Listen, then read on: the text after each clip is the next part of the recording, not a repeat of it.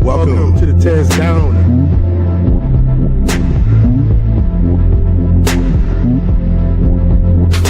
Welcome. Find me, Tez.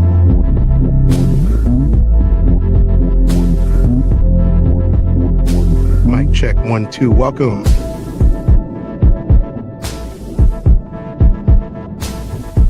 Welcome to the TezDown. Party time.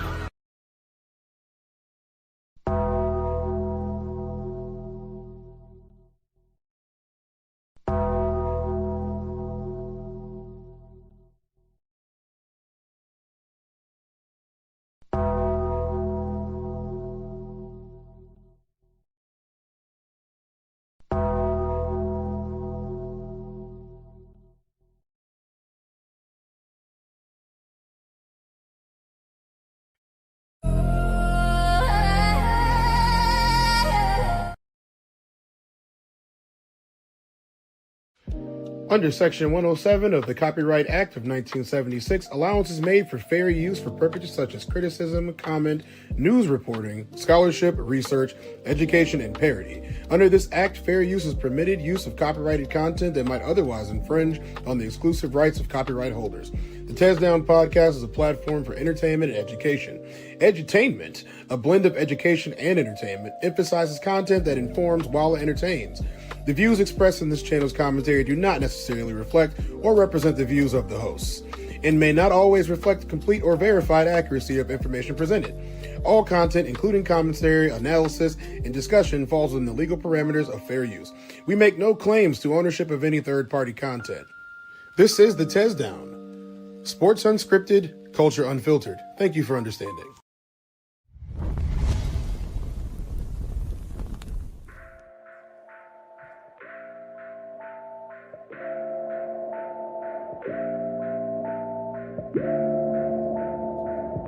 Nigga, you know I'm recording, right? Yeah. Chicken and egg debates. 6 of us spreading a circle, getting this bread today. Sick in the head, letting this medicine take its effect. Now I'm settled in, dead in my zone. Everyone checking their phones. Hitting the door, repetitive jettison, skipping the steps, pebbles to the second floor window, index this slate gleam in my plate clean. Wet paint don't graze me, it might stain your life. They paid the price, so I listen and take advice. They don't say it twice. Grown folks, they don't like to repeat themselves. Them gems, them stones to increase your wealth. Peak game when it's given to you, young nigga. I'm a sucker for free shit. West side of my town when I'm riding. A free indictment if you sneaking and rhyming. Can see it inside them, that bro found his try. The 30, the 20, the 10, and the 5. I've only touched down, where the fuck is my up? Well, bitches right here, cause enough been enough. And quiet as kept, it's been bubbling up. Surfacing like a Vesuvius. Magmar with the lava flow. From a $20 wage to a Domino's. In pursuit of the music shit. Outside looking in, feel it's ludicrous. And I'm inclined to agree. Me and my spirit play hide and seek. Eyes closed, go to 33. Soul searching and finding peace, or I'ma find a beat. And I might go private soon. Follow me now. Follow me now. I might go private soon. Whoa, better slow your scroll and follow now, cause I might go private soon. Find peace and quiet too. And we still recording, so real, don't start talking and shit, you know what I'm saying? I know you be back there taking Snapchats, nigga, so. Alright, hold on, we still one taking this shit, so let me try it, alright. Wave high to my mind from the top of the turnbuckle. Jump off, leg drop on myself. The fight within, I'm like every wrestler. Mixed with Eddie Murphy's Nutty Professor. Prodigal Son Part 2 getting written. Bible Reloaded, I author that shit. Trying to be big, meet you, my artist shit. Cop the crib, what it cost for that bitch. I need receipts, I still can see my grandma picking up them pennies. Tied with a side of good luck for them times I can see Abe Lincoln looking deep within me. Tails is up, so I leave that puck for the next sucker. A lesson she's stressing out all money, good money. That's where the famous rappers and contracts that they stuck under. Cause niggas be fucking up covenants, yeah. Big locks and my niggas be cuffing it, yeah. Got racks and I barely can stuff it, yeah. A bitch is with me, then we fuck it, yeah. Bitch, I'm the realest you ever seen. And my new bitch, she gon' come from the promised land. Bedroom with vitamin D and some honey, man. Land of the free and the brave and the money, man. 100 bands. I might go private soon. Ho, good morning, everybody. Welcome To the TezDown. That was My Face When You See My Face by Feel Yo Phil. Thank you, Phil, for letting us use your video. I appreciate that a lot. And I like to show love to the homies. You know what I'm saying? I appreciate y'all. What y'all got going on here today? I see Classic is in the building. What's up, Classic? How you doing today? We got Roxy. What's up, Roxy? It's bright and early in the morning. Joe Jet. What's up, Joe Jet? Listen, guys, this show is going to be an extensive show. Okay. I'm letting you guys know that right now. So, and I will say early that if any ladies want to come up and talk to me and tell me about your experiences, I would be more than grateful to drop the link for you on you coming in here and talking to me about today. So, I mean, I am a man and I've gotten a lot of questions. What's going on, man? What's up, McKinney? Good morning, man. How you doing? He said, no, I don't want it. Ignore what I said. I appreciate that, McKinnon. If any of the ladies want to come in today and give me your experiences, or any of the guys, if you want to come up and have a conversation, you can come up and have a conversation today. What's going on with my video? But I have no problem inviting one of you guys up to have a conversation with us about today. And you know, we're gonna be hitting some heavy subjects. Today's show is called Women Don't Feel Safe. And it's going to be more on the serious note. I'm definitely going to need a lot of audience participation today because, you know, I'm just a man, y'all. I was referring to fighting a man. I don't fight people with the fallopian tubes, okay? All right, I don't do that. So, I mean, like I said, every time they see me, I just want y'all to know it's a man, baby. You know, I will be the first guy to say that I do not know how women feel. I don't know how you feel, and I do not know how to process, you know, what your emotions and your experiences, because I've only lived as a man my entire life. So when we're listening to these things, we're going to listen to a lot of opinions of women. We're going to hear from some men. And I think that the best place to start today is, as you guys can see, it's holding men accountable. I think that's the first place we can start at today. And we're going to watch a little video. And I think everybody's ready for watching the video. So that's what we're going to do.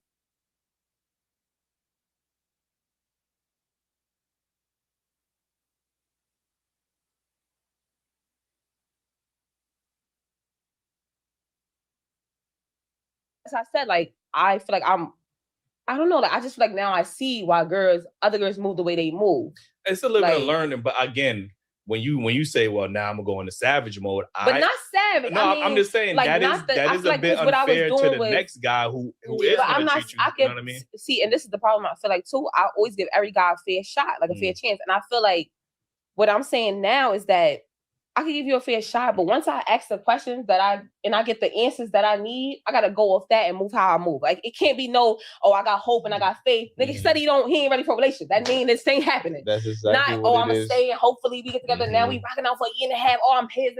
Yeah. No, That's you're exactly still what not it it. Y'all is. just rocking out. You could give everybody a fair shot, but answer questions that you need answered. And I feel like that's And what I'm then- saying yeah, now. Like, exactly, I'm going yeah. into way more mature. I'm going into like, this is what I want. Okay, you're not cool with that. That's not what you want. Fine, you ain't the There dude you for go, me. Like, man. Listen, Yeah. man, we done talked about husband. We went from hubby material to sneaky link material. Like, you know what I'm saying? Like, listen, we gonna get into this next topic. Make sure you hit that like button if y'all enjoying the conversation. Subscribe if y'all not subscribed already. Cop the merch. Yeah, we all got the merch today, man. Finally, Shout out to finally. DailyRapCrew.co. Listen, the next topic I want to get into. You know, in what ways do we need to hold men accountable? Because obviously, you know, when we hear the word accountability, you know, nowadays we often refer to women needing to be accountable, X, Y, and Z. So I want to ask the ladies, in what ways do y'all think we need to hold men today accountable? That's something that I'm like, that was one of the questions that I'm still thinking about. Because that was like an eye opener. I even had to like ask some of my family members, and none of the females can answer that. That's crazy. But maybe he can. Y'all got the most. Y'all got the most complaints about men all the time. And y'all I definitely think no, women because should get it. obviously Okay, so I mean, immediately, what's up, Striker? How you doing? Immediately, we have the first roadblock. This is immediately the first roadblock, and I can't say that I haven't felt this way. I hear people say hold men accountable all the time, but the next question that I always have is how. What do you want me to do? I'm willing to do it, but what do you want me to do? And I've rarely gotten an answer. It's usually just, tell your bro not to do this, or tell your friend that he's wrong, or but at the same time, the way that men think. So I'm gonna try to break this down just a little bit. And like I said, I do need heavy participation from the ladies in the chat. I need you guys' experiences. I need to understand and listen to you, because I'm a man. I've never lived as a woman, and I don't know how you feel. I'm trying to find out so I can help you. In this instance, when you say to a man, hold him accountable, and I'm thinking, what do you want me to do? Whoop him? Because if you want me to whoop him, you want me to take care of him, I don't mind. I don't mind walking him down when he deserves it. I have no problem walking him down when he deserves it. You know what I'm saying? Letting him know exactly what's going on here. I have no problem, especially if he's somebody that likes to put his hands on people like you, because we don't put our hands on women. I was referring to fighting a man. I don't fight people with the fallopian tubes, okay? So, I mean, this is the first question that they have, and I'm asking the same question. You want us to hold the men accountable? How? What do you want us to do? Like, lay it out for us. Yeah, we're thick. You know what I'm saying? We are thick, and we think linearly, and I'm not making any excuses about this, but I'm asking, what do you want us to do? Because most of us will do it. We're not doing it the right way, obviously, right? Because we're going back. So let us know what you think we should do. I can't tell you what men are doing wrong to you but guys. you could give us advice as a big brother. But you gotta say what is something that they're doing wrong. Like, no, he said, how can we hold them accountable? Yeah, right. So they gotta be doing something wrong. What did a man do to you that's wrong? Like, what you mean? Like, we should leave, right? No, I'm saying, what did a man do to you that's wrong? So I can say no. You said, how can we hold him accountable? Let her go. So I feel like, how can we hold them accountable? So granted, right? I just let y'all know how I kind of led my own self on, right? But at the same time, I didn't really lead myself on, because it's still things you were saying to me. It was still things that you was doing that was making me feel this way, to the point where my family could vouch for me, because they playing mediator, because you don't want me to leave, but you not, you know what I'm saying? So I feel like certain things would make me think the bond is that deep, and you care about me enough that now that it's over, you will handle me a certain type of way, like taking account, like, you know what, my fault, I did this, that, and the third, and I apologize for even doing this, or even leading you on, right? Cool, it could be a separate way, but I can't find that as a lead on once he tell you ultimately he don't want a relationship. Hit me out, right? Hold on. I don't want to go back down this road again. But if I'm saying I don't want to do this no more, because y'all not hearing what I'm saying. It's not. I'm not holding him accountable for his actions. We got to close the episode. I'm not holding him accountable for his actions. I'm saying holding him accountable as far as how you handling it. Because I feel like what people don't understand, sometimes you need a little closure. So if I know I ain't gonna fight, you can see when a girl is liking you. You know when you don't really one night with her, but you still stringing her along like a violin. Like, shorty, men because she was saying men should stop talking to women, because if they got feelings for them, if the woman got catch feelings, the man should stop getting the. It's not gonna happen. But she was saying that. What you were saying, you were saying that he was telling you that he wanna have a future with you. This is what I'm saying. Like I will be done. Like I'll be done. Like I don't want to fuck with you no more. I can't do this. This ain't it. And we would be on the phone with my cousin, and he's trying to give reasons how we can make this work, how we can make this better, how we can do this, that, and the third. In a relationship? Listen, hold on. Fool me once. As a friend. I'll give y'all some examples, because I don't want to go back and talk about this nigga again. We've been talking about this nigga. I think in some ways that when I look at the landscape of men, how I can hold men accountable is men need to have more purpose. You know what I mean? I think a lot of men have a lack of purpose now in society. Like, you know what I mean? Especially in our community. When I'm talking to my little brothers, like, there is no sense of urgency there, no purpose there for them. You know what I mean? I think more men taking accountability of their own narrative, especially Black men, their own image in the public eye. We need to do a better job at that. Accountable, we need to take more control of our mental health. You know what I mean? I was gonna say, come heal. Like if you're approaching me and we have a conversation and I tell you, like, I want to work towards a relationship, we're gonna be dating. Like, if you're not ready for that and that's not something that you want to work towards very, very soon, then just leave me alone. I feel like that's a way that they could, we need to step up in more ways of being a leader, especially within our household and even in our community. Like, you know what I mean? holding more men accountable. That's another way that men could hold other men accountable. Like you see them doing some fucked up shit, like hold that man accountable. Like you know what I mean? Treating our women with more respect. You know, I do think now. Tell me if I'm wrong. Like I said, this is just my opinion. And I'm looking for your opinions today. I do think that most men hold other men accountable when they see them doing crazy stuff to women. I really do. I really do. I may be wrong from your experiences. I may be wrong.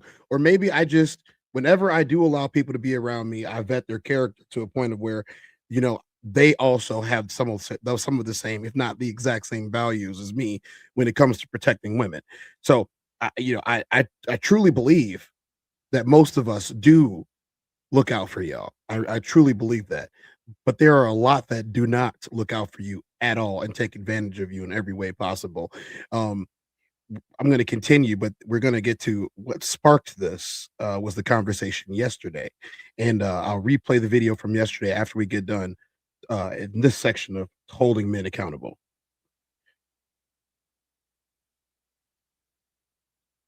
I mean, that's another way we can hold them. So again, I'm trying to give y'all this, so hopefully it could jog.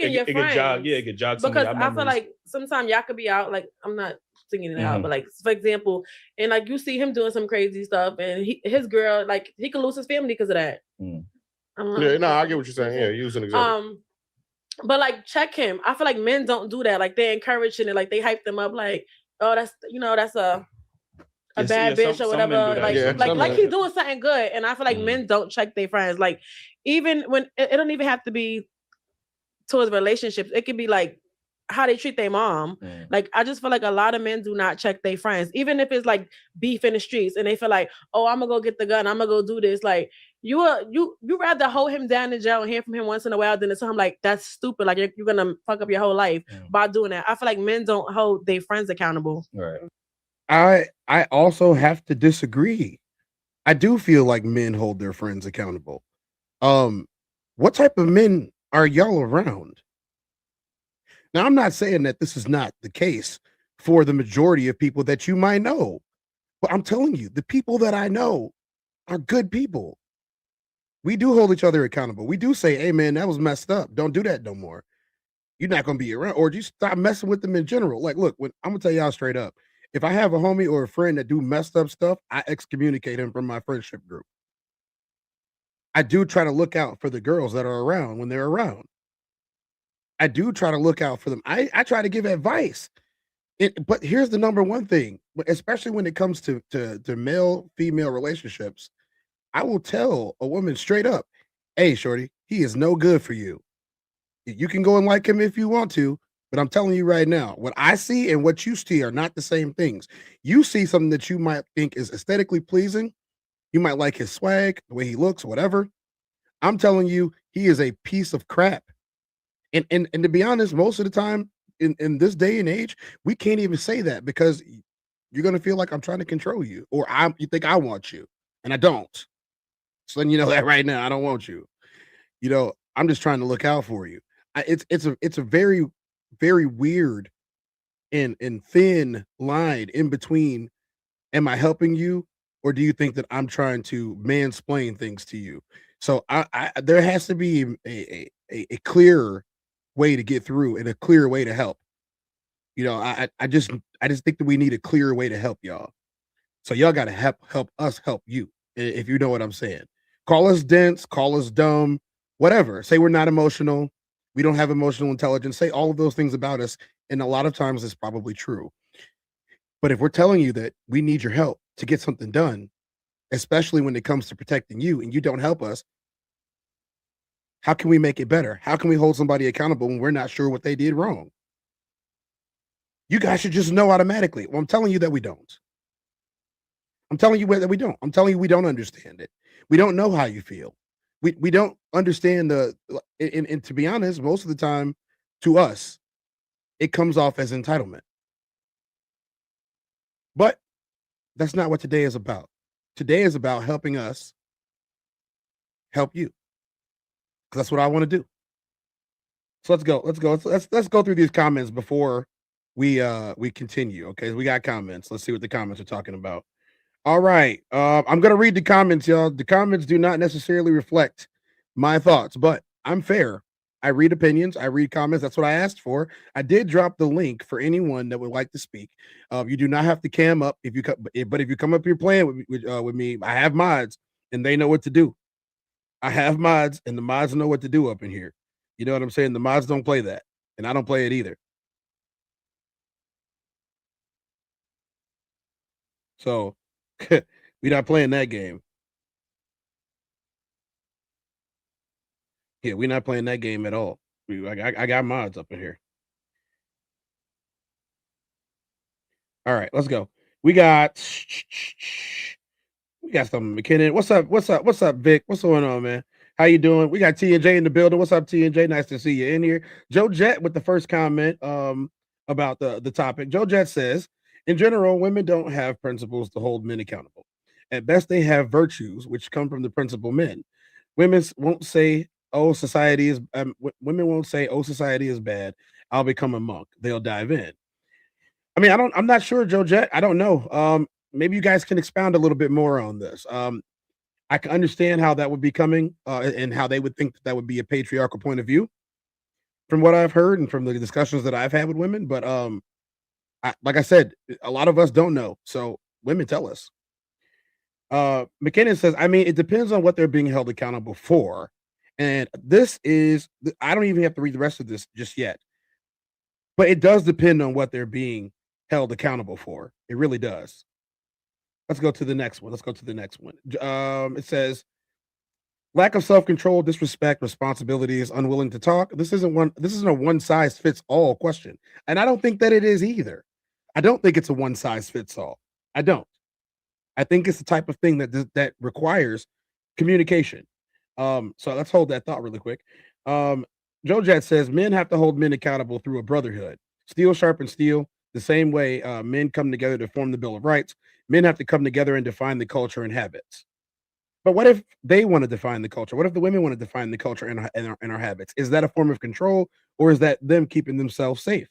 This whole episode today is going to ask these questions. So you guys feel free to answer any of the questions that we've gone through at any point in time in the show, especially after the show, where I can get to a lot of the comments, manually, where I'm not running the show.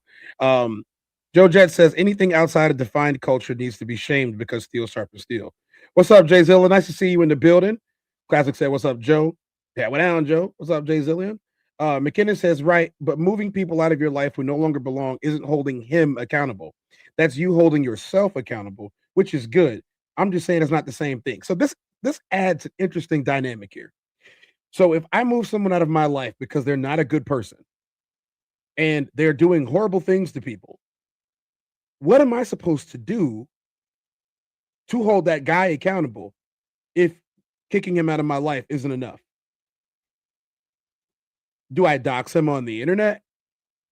Do I show up to his house and challenge him to a boxing match on his front lawn? What used to happen is they used to chop people's parts off. Hands, lips, members, if you know what I'm saying. They used to do that when people acted out and acted up in society. We can't do that anymore. So how does that look in 2026 with all of the laws that are in place to stop us from rendering justice in a community? How do we do this? So this is not a condemnation of the idea. This is not a condemnation of the thought. And this is not a situation where I'm pointing down on and saying, we can't do nothing. Nope. I'm asking, how? How? When I find out how, I will implement as best as possible, because I don't want any women not feeling safe. I feel safe every day. I don't want y'all not feeling safe. I want y'all to feel the safety that I feel like I'm afforded. You know what I mean? What up, Classic? Oh, we got a guest in the building. If you're in the vehicle in driving, you will have to turn off your cam because it causes issues. Thank you. We got Roxy in the building. What's up, Roxy? You got some stuff to talk about with us. What's up? Hi, can you hear me okay? Yeah, I can hear you just fine. I would say one thing is holding men accountable, or for how men can hold other men accountable is, yes, calling other men on their crap, especially if they're your boys or even if they're mutual friends or anything like that. And it doesn't even have to be publicly shaming. It can just be like, hey, let me pull you aside real quick and just have a conversation with you. Another thing in a different dynamic is publicly, is if you see something going on, if you see something happening, if you see a girl getting hands put on her, grabbed,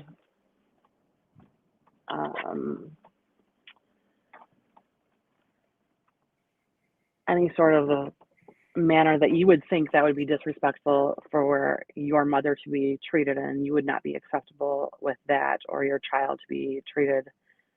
If you didn't think any of those things were acceptable, then maybe say something if you felt comfortable enough, or kind of just keep an eye out for her and see if things progress, because sometimes things do progress once they get home. And unfortunately, once those things get home, that's where hands get laid. Okay. So I'm only going to ask questions here, and I'm listening to you. You're not going to get interrupted at all. I'm going to ask these questions as best as my man brain can, and if you can answer them, I'll do my best. I'm also going to pose questions from the chat, and I'm going to read the first chat. Okay. Okay. The classic code says, if my friend is trying to cheat on his lady around me, first of all, I don't know what the woman is putting him through. I'm not saying anything. And he says, fix your picker.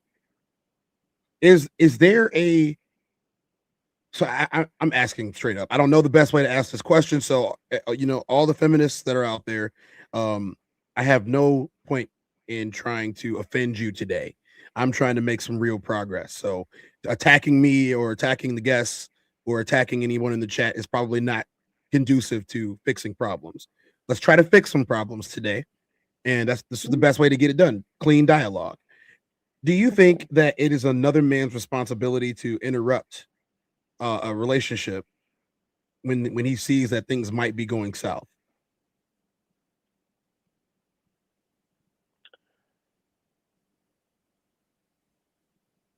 No, not necessarily. But I will say, for myself, and this is just me personally, because I come from a background of I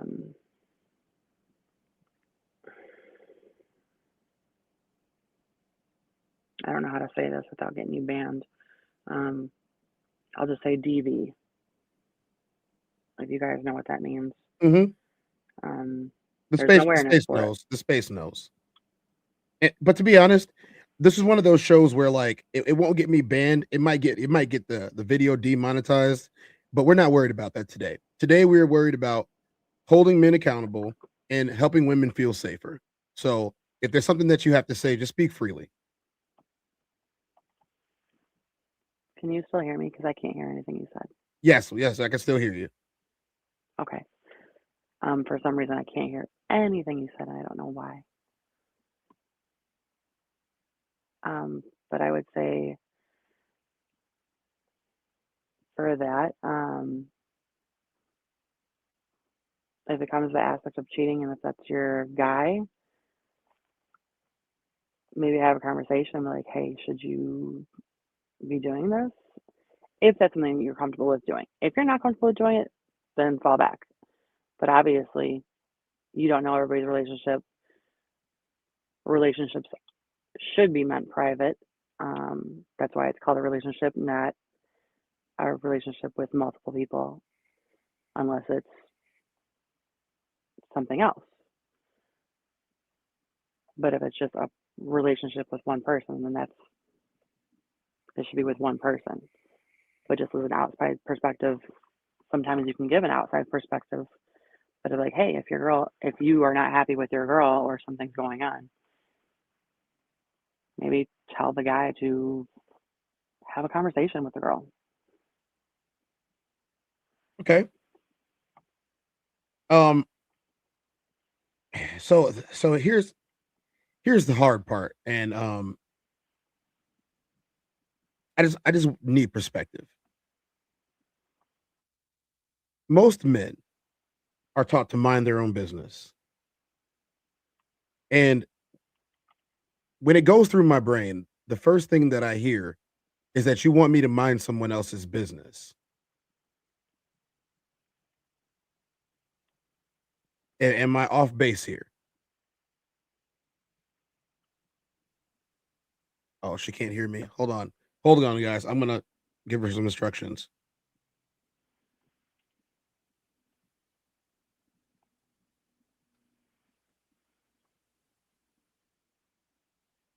All right, when she gets back, then we'll re-ask the question. Let's see what the chat is thinking about. I got nothing from the chat just yet. While she's away, we'll watch the next video and then we'll move forward and continue talking. Because I got one in here.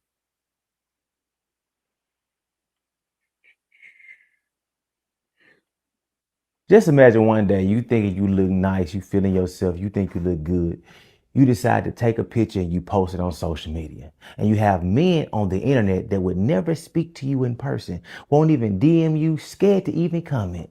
They decide to take your picture and take it to this random person and say, you know what? Remove that dress and put her in a bikini. Matter of fact, forget that. Put the yellow bikini on her and add baby oil. Yeah. You know what? I got one even better. Put some donut glaze on her. No. That's not enough. You know what? Put her in a diaper. What type of freak y'all dudes be on? And these be the same dudes that don't understand when women say they are not protected. Because I guarantee there's not women that's doing it to other women. Now, y'all can say what y'all want about women who quote unquote over-sexualize themselves, but that's not what she posted though. That's not what she did. So they let you know, even when a woman is not sexualizing herself, there's men who still gonna do it. And there's gonna be men in the comments that make it seem like, oh, I do protect women. No, y'all don't. No, y'all don't. Y'all, I guarantee y'all liking these video pictures and you got your own request in. But what's stopping people like this from doing this to any other woman? Whether it's your mama, your sister, your daughter, when she gets to a certain age, if she's not already at that age. What's stopping them from doing the same thing? This should not be legal anywhere. Now I see if they... So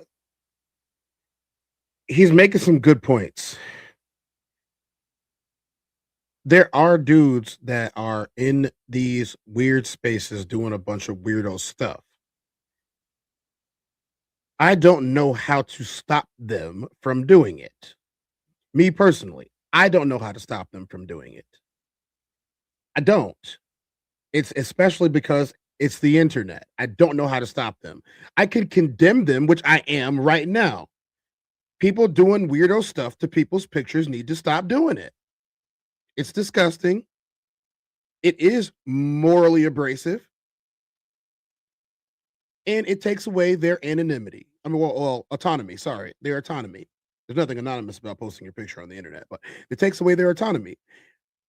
What I don't agree with his statement is there are going to be men that say we defend women, but to literally shout us down for saying that we defend women because we're not defending women the way you want us to defend women, but you're not telling us how, is disingenuous. That's why today's episode, I'm inviting all the women to speak to me about this. I'm inviting women to give me their perspective, and I'm inviting women to give me instruction on how you want to be protected. And if it's possible, I have my brain, you have yours. Other men have their brains. They have, these other women have theirs. Dialogue and communication is the number one thing in building a community, especially in building a safe community. Help us. Let's welcome Roxy back to the stage. Hello, Roxy. Can you hear me now? Sounds like you're having audio issues, Yes, Roxy. I can hear you. Oh, there we go. Okay, Roxy. Can you hear me okay? Do you remember the question that I was trying to ask you? No, I'm sorry, I didn't even hear it. The question was, so for men, if we see a couple arguing on the street, nothing physical is happening. To us, getting involved feels as if we are no longer minding our own business. Mhm. And that's just the honest to God truth. If I see a couple arguing, I'm probably not paying it any attention, especially if they're not putting hands on each other. How then do you want us to hold this random guy on the street accountable for being in a relationship with this woman when we don't know either one of them?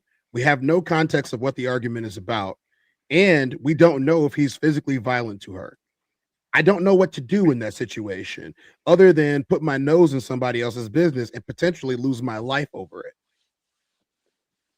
No. I'm not saying lose your life over it by any means.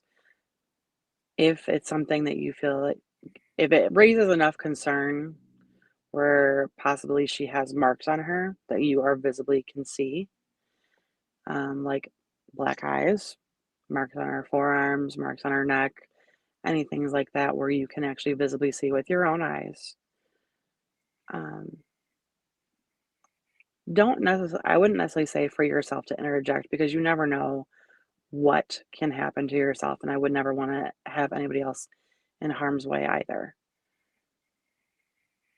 I would say maybe kind of keep like a little bit of a watchful eye, and at that point, if it escalates further, and if you think it escalates further to a point where it needs to have police interject, then do her a favor and call the police because it might be that point where police do need to get called, or he has hit her before, or she's maybe hit him even.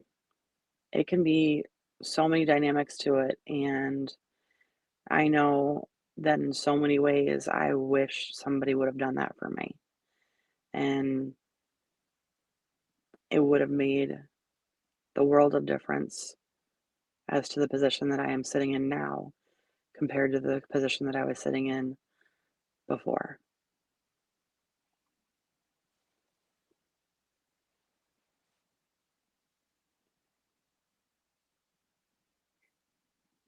Okay. Call the police, keep a watchful eye, try to notice her a little bit more. I'm gonna be honest with you. I'm not looking at too many women on the street. Maybe No, that's I know, something that but I need to change. But yeah, I'm just telling you straight up. I'm not looking at too many women on the street. I'm not listening to too many conversations that people are having. I'm usually in my own world when I'm walking down the street. I'm observant of the world around me, but I'm not trying to dive into anybody's lives. Now, that's just what I've been taught. Now, if I've been taught wrong, it's okay to tell me. But I do like when I get advice like this. So, I mean, the point of today's show was to ask how to make you guys feel safer. I'm not asking you to talk about your personal life. I'm not asking that today. That is not something that I'm going to compel you to do. But what I am asking is in these types of situations, how do you keep people safe when in most of our viewpoint is they're choosing what is happening? And I'm not saying that that's the truth. I'm saying that's how we see it. If we see a man and a woman walking down the street, 9 times out of 10, we believe that she chose him and that she's choosing everything that comes with being with him. But that may not be the case. That may not be the case. There is neurodivergent male thinking to where, for example, if a woman says all men, we think that's the bat signal to interject. When I was told yesterday that if a woman says all men, she doesn't want to listen to any man speak after that. She doesn't care if there are 50 guys that don't do this, or 100 or 1,000 or even 10,000. She just wanted to say what she wanted to say, and she just wanted to be heard, and she wanted to be seen, and she wanted to be acknowledged, even if she was wrong. I don't know. But this is what I was told yesterday. If you care to expound, I'm listening. I really am. I think it's one thing for you got to know your audience, or the people that you're around, because I am not I'm not a person to try to say all men or anything like that, because I, first of all, try not to judge anybody. I give everybody their own individual, pretty much platform to stand on, whether or not it's just to be themselves, and to not group them in a group of all men, or all men are bad, or all men are this, or all men are great, or all men are cheaters, or all, like, I try not to go with the stereotypes. I cannot stand stereotypes in the general sense myself. For men, women, it doesn't matter who you are. But I definitely think it's one of those things where it's like, sometimes a woman just wants to be heard. Sometimes a woman will pick a fight just to pick a fight for no reason. I am not one of those women that will pick a fight just to pick a fight. If I am adamant about something, I'm going to be very adamant about it, until the point where if I feel like I'm not being heard, then you're going to hear my silence. Okay. So let's get some of these comments, and then if you want, you can stay in the studio. I'm going to play some more videos. We're going to move on to the next part of this. But you can stay in the studio if you want to expound, if you want to comment. Any of the women that want to come up today, you guys are welcome to come up and expound upon this. I'll listen to you guys. We're going to move on after these comments, though. Joe Jet says, women want protection through understanding and love. They want men to know how to have boundaries that protect them, but still allows them to have a voice and enjoy life. But there's miscommunication. I do believe there's lots of miscommunication. But here's the thing, Joe Jet. Today, I don't mind hearing your opinion. I don't mind reading it. I'm not really going to expound on what I think women want and what women think. I'm asking women what they want today. But I'm listening to everybody. McKinnon Marketing says, mind your business is about discretion, not indifference. It doesn't absolve you of your moral obligation to act when someone is in danger. Agreed, McKinnon. Joe Jet says, because too many women are manipulating. And Joe Jet says, women have to also understand men and not focus solely on what they want. It's like buying a dog for protection, but it runs away. Why? I think Joe has offered some interesting things. So if you want to stay in the studio, Roxy, go right ahead. I'm going to move on with our next video of the day. And this is our title video of the day. This is from Sid's Internet. We're going to listen to Sid speak, and we're going to go through Sid's video today, and we're going to talk about it, guys. I'm going to try not to interrupt Sid too much. I don't want to be an interrupting man today. So let's go. How many stories you guys have of people ending up in dangerous and even life-threatening situations because of their unsafe posting habits on social media? This all started when I posted an Instagram reel warning people about posting identifiable things about where they live and the places that they go to routinely. And I used the example of an unnamed influencer who used to live in my city who learned this lesson the hard way. So many people had similar stories based on what they witnessed online, or even had their own personal experiences to share. So much so that I went to YouTube to share some of these comments. After that, YouTube video also gained a lot of attention. I created an internet safety series on this channel to discuss this topic more in depth. These things happen to people with unsafe posting habits so often that people in the comments were trying to guess the influencer that I was talking about in my original Instagram. Okay, so before we get going, she's talking about unsafe posting habits. So what the guy was talking about earlier was people who post and then people manipulate their pictures on the disgusting version of social media called Twitter, or X.com, owned by the billionaire Elon Musk and his AI company Grok, and what they do over there. If you guys are well aware, a lot of the people over there, they're problems. They're PDFs and they're hiding, and you can post whatever you want, but at the same time, there's lots of liberated people over there, and they're doing whatever they want too. So it's a breeding ground for a mess. This is why I don't use X, and this is why I don't use Twitter. But as we continue on, we're going to listen to what they're talking about, and she is going to offer some ways to help you help yourself, as well as to help us and see what is in the brain of a nice young lady.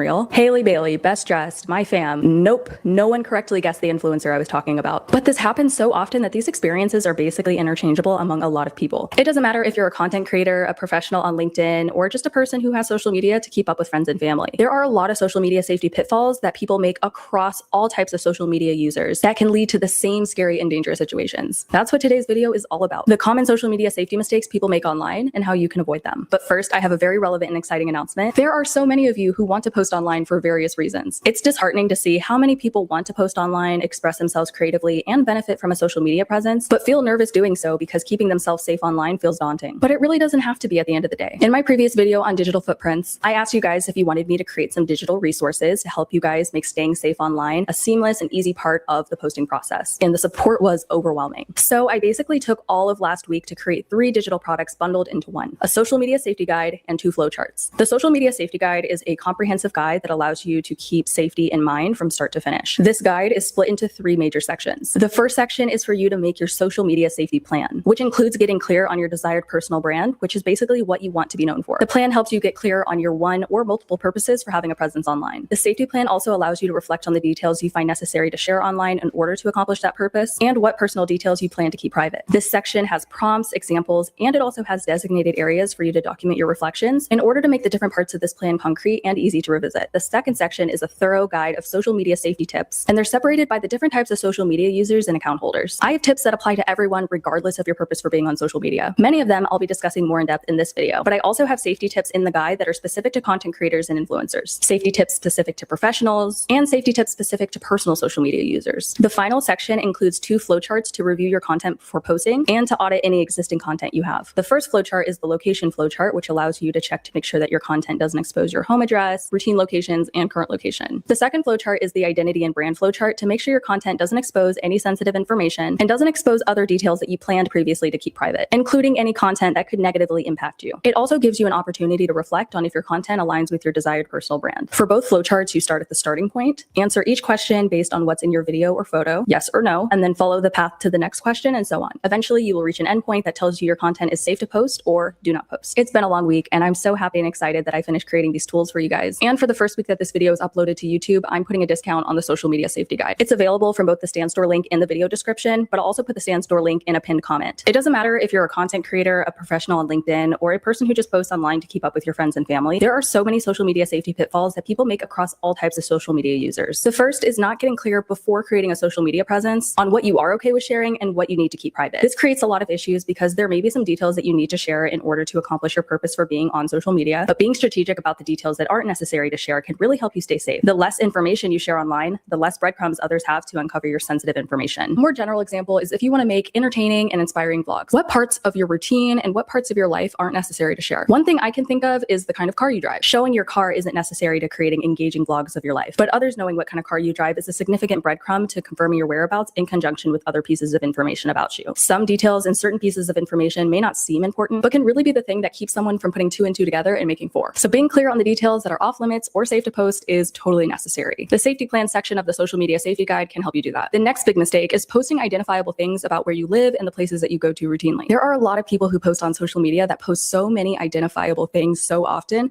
to the point where a lot of people know where they live or where to find them at any given time. This is what my original Instagram reel and a lot of the stories that you guys shared were centered around. I won't spend too much.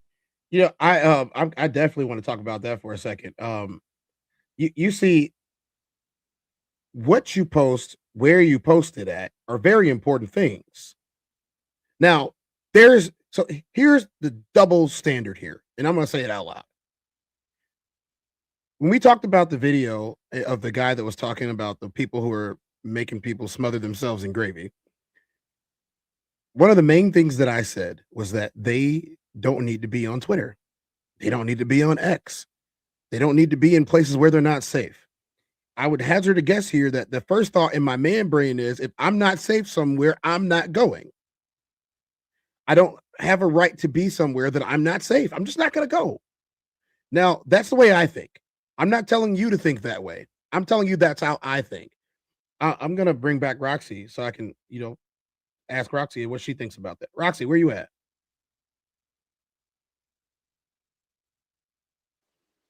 Hello. Hi, Roxy. Roxy, so I have a question. This is, It's just a question that I have. You can answer it any type of way you want. You know, there's no judgment here today. I have to know, is it a problem for you to tell me or any other man that you don't feel safe in an area? And are you going to be offended by his response if his response is, "Oh, that's cool. Don't go over there anymore"? How does that make you feel? And is it dismissive, or is it judgmental, or because I don't want to come off that way. I don't want to be that way. You know, but I do think that I'm solution oriented, and I think that's where that comes from. Like if you are going over to a mutual friend's house or going over to some location. No. If you told me that you don't feel safe on Twitter because there are creeps on Twitter, then stay off. That's just my opinion. Is if you don't feel safe on Twitter, well, then why would you go on Twitter? You can also protect your own self and make your own safe space. It doesn't just have to be only by the men. It can be done by yourself as well. We have to acknowledge and take responsibility of our actions as women and not put ourselves in certain situations or certain locations or certain social media sites or certain websites or whatever it is, and be proactive to not allow us to get to that point where we don't feel safe. And if we are there and we don't feel safe, it's okay to say it, but if the response is don't go there, I don't think there's anything wrong with it, because that's also a person helping to hold you accountable. And if you don't want to be held accountable, then don't say it. Like, are you just talking to vent, or are you talking for solutions and action? What if they're just talking to vent? Then don't give them any answer. That's where sometimes conversations have to be stopped. Like with some of my friends, I will, especially my girlfriends, I will talk to them. I'm like, okay, do we want solutions or do we want to just vent? And if you just want to vent, by all means, go ahead. I will be here to listen. But I naturally am a person that likes to try to help solve the problem as much as I can and give you solutions or give you a different perspective of things. So if I can do that, I'll do that. If you don't want to hear that, let me know. And you won't have that. I will then respond with just listening out and listening to you as a person. But you also have to realize, if you don't start the conversation out like that way, sometimes you're opening it up to getting feedback that you may not want. Especially if you started that conversation, you open the door. In what situation do you want feedback?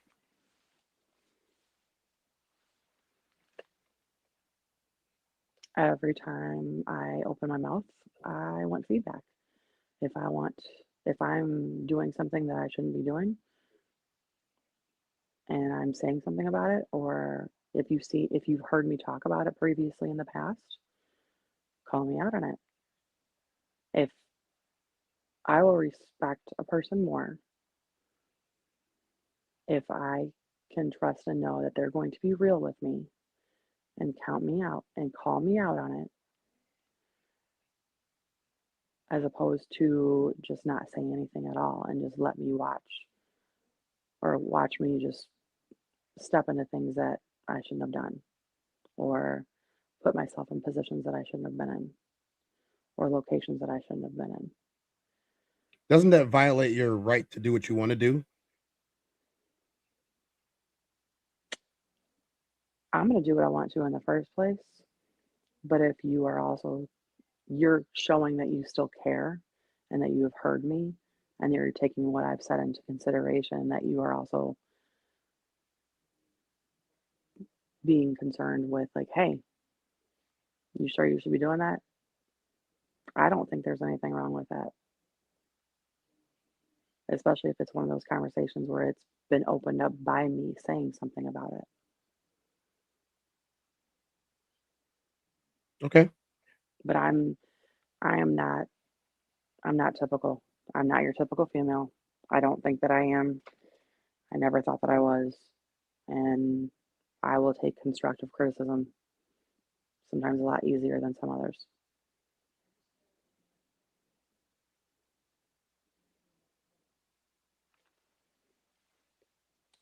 Much time explaining this one because my first YouTube video on internet safety and the Instagram reel also went into depth on this. You can watch the internet safety video on this channel if you haven't. The next mistake is posting anything on your social media stories or your feeds in real time. This is another one that gets people into some dangerous situations. If you want to post a restaurant or a concert or an event that you went to, you don't want to tell everyone where you are right this second. Wait to post the content after you've left the location. Social media should really be a lagging measure of your life and experiences, not a play-by-play on how to get access to you right now. The next mistake is posting content from a vacation or a trip while you're still traveling. In most cases, it's best to wait until you return from your vacation or your trip to post content from the trip. This is usually to avoid letting people know that your home is empty. So if you live with other people, the risk might be lower. Like you're on vacation, but your roommate's still home. But I would say it's still a good practice to be cautious, and especially just making sure that you're not posting details of your trip and where you are and what you're doing in real time. If you're going to post while you're still on vacation and while you're still traveling, make sure that you've like already moved on from that area. It's really common for people to want to show the hotel or the resort or the Airbnb they're staying at. A lot of these places are really beautiful and picture worthy. But if you're posting pictures and videos on your story and feed at the hotel and resort that you're currently staying in, people know exactly where to find you. So just wait until you've like already gone to a different area. Maybe you moved on to a different resort for your trip. You've moved to a different hotel for your trip, or you're on your way home and then you want to post. The next mistake is exposing your sensitive information verbally or through what you show in your content. This one is like the unboxing videos that people do, and the box that they're opening like has their address label clearly visible on it, or they're sharing content with clips of their car, but then the license plate is visible. Or like those parents who post pictures and videos of their children, but their children are wearing their school uniform, like the name and the emblem just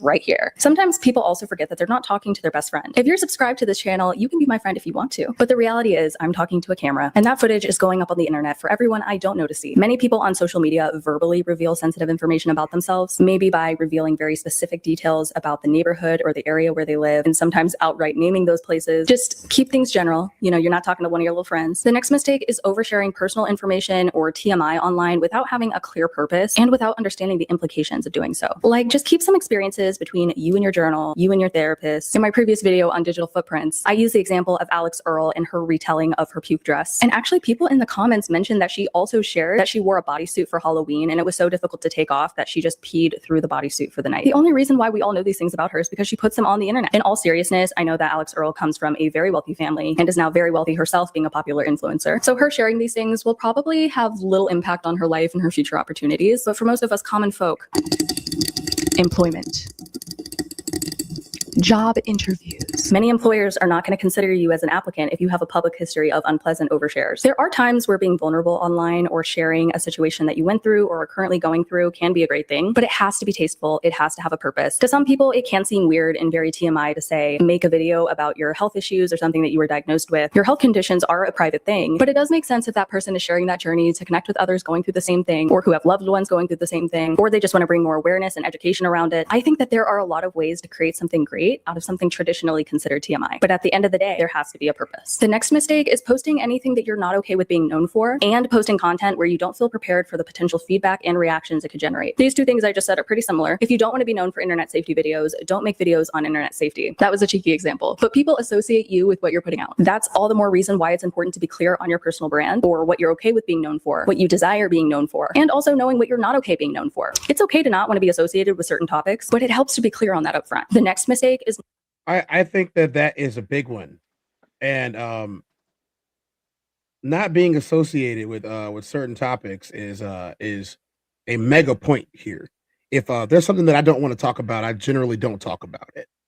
If there's something that I don't want to happen, I just simply avoid it. Since I still have Roxy here, I'm going to pick Roxy's brain a little bit about this. Roxy, is that the case?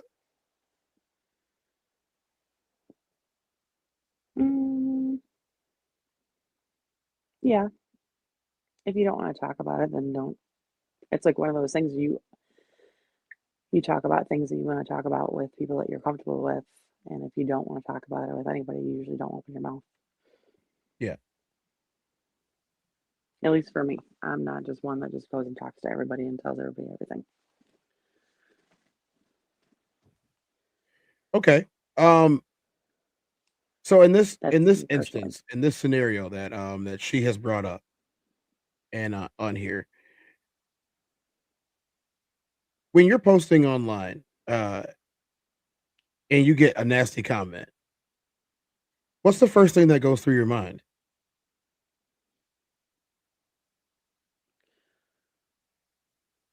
Well, for one thing, I don't post anything online. The only time I comment or do anything online is here on YouTube and is in the chat. But whenever I used to post online years ago, the first thing I thought was, do I really care what they think? And if I don't, then okay. If I do, should I change anything about it? Because once it's kind of one of those things like, once on the internet, it's on the internet for good. You usually don't come off. So that's just my mentality. But I'm not a person that usually gets online and posts online and gets on social media or anything like that. Like, I'm a very private person. Would you say that being more private is better to avoid these type of situations? I do. So I mean, I'm gonna say invite it. people in. Go right ahead. Sorry, my bad. You invite people in that you don't know or that do know you, and you invite their opinions in sometimes whenever you post things online. And whether that's not what you wanted to do or meant to do, that is exactly what is going to happen. So you better have some thick skin to deal with it or not.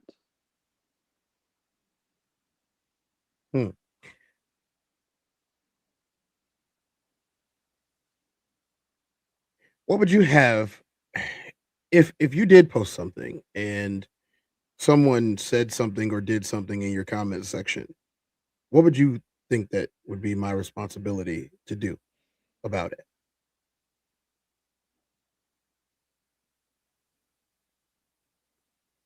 Your responsibility, as in like how? How can I help keep you safe online after you posted and someone said something nasty to you?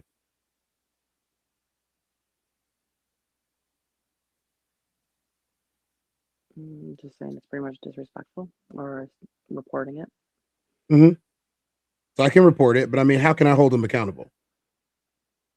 You really can't. It's social media. There's going to be keyboard warriors everywhere, and they're going to do what they want to do. They're going to make accounts or make multiple accounts and continue to keep making multiple accounts and do whatever they want to do. It's hard with social media. That's why I say, like, that's why I am very private with social media, and I don't post things on social media because I don't also look for that satisfaction and gratification from social media either. Well, and unfortunately, a lot of people do these days, or a lot of younger kids do these days, and that's where they're learning how to get it from, where to get it from. They do. I want to give a big thank you to Roxy for showing up today. And you know, if anybody else wants to come up, you're welcome to come up. We're going to continue on today's show. Thank you, Roxy. Feel free to rejoin the chat. Thank you. We got more video, guys. We're going to finish up the safety, online safety for women. We're going to go to the next section after this. And we're going to have dialogue, and I'm going to give you guys a take from a man's perspective. You know, we're going to finish up this section first, though. So you guys stick around.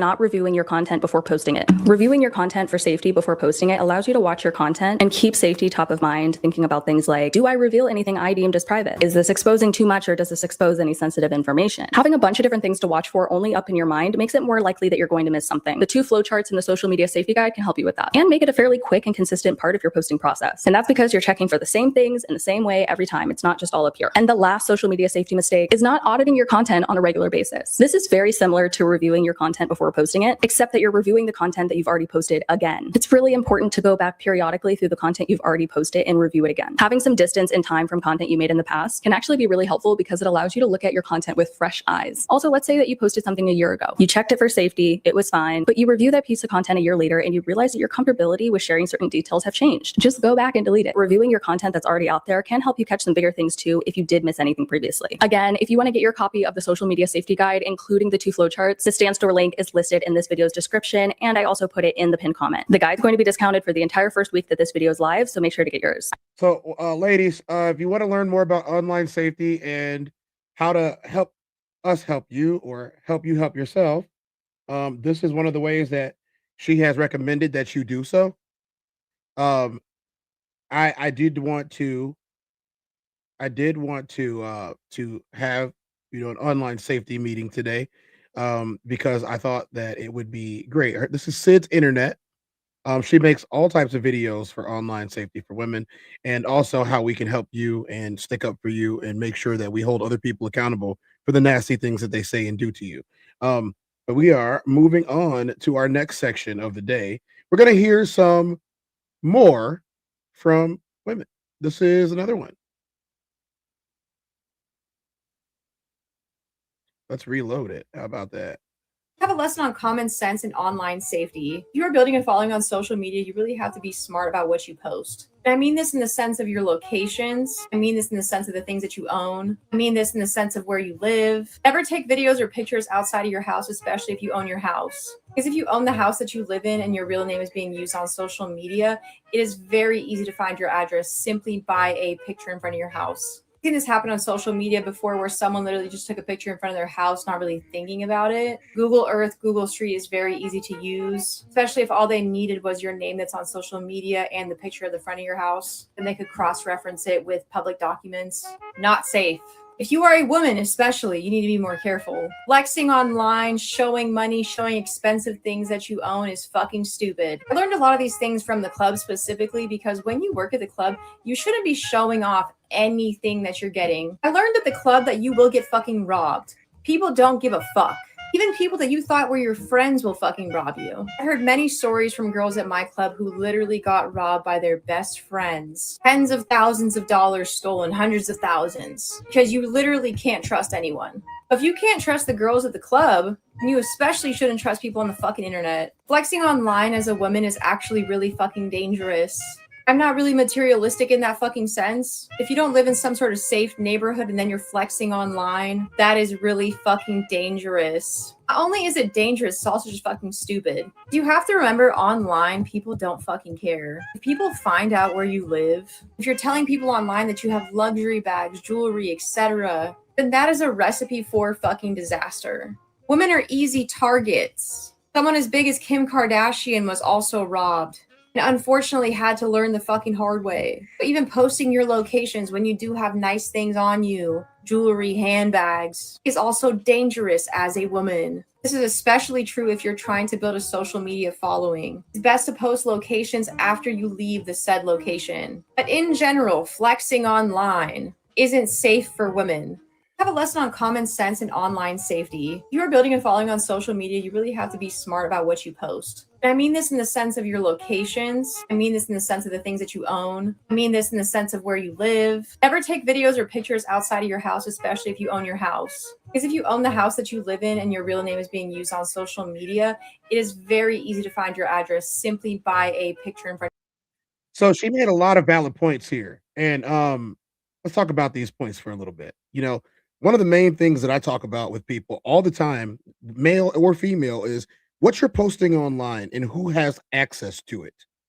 Those are really big deals, people. If you're out here posting your addresses or where you're at, when you're there, using the Snapchat filter that shows you exactly where you're at. It's only 8 p.m. and you're posting exactly where you're at.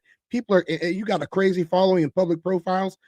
Like, some of the followings that I've seen from women online are ridiculous. I'm like, man, she got 85,000 followers. She works at Walgreens. And I'm not saying that working at Walgreens is a downgrade or not important or anything like that. I'm just saying she's got 85,000 followers.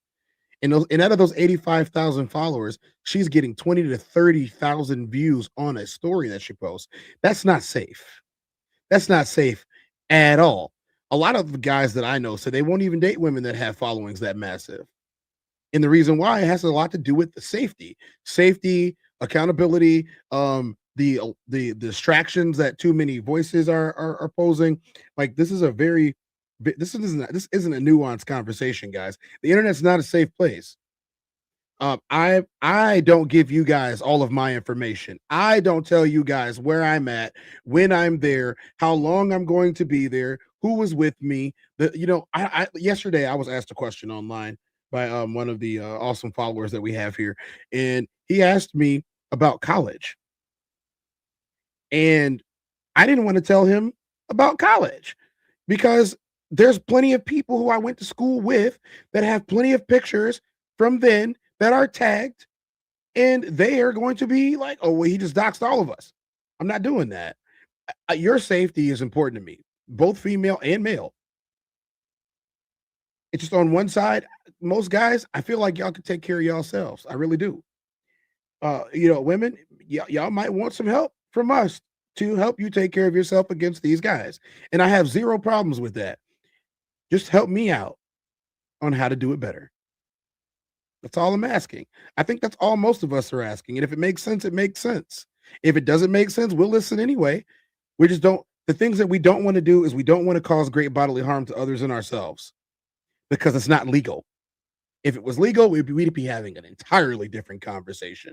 Me, on the other hand, when it comes to defending one of the women that are in my life, I'm a little bit more militant about. I have no problem walking somebody down for one I love. I'm just keeping it 100. But there are some people that they do have a problem with it. They don't want to get physical with anybody. They don't want to get violent with anybody. They don't want to bust a grape in a fruit fight. They don't want to do that. You know what I mean? And then there's the people that just would rather yell. Shadow, relax, Shadow. They just want to wolf at them. So, on to the next one. Let's go. Let's get it going. Let's get it going. We got some stuff to talk about today. We are not done. We are not done. Okay.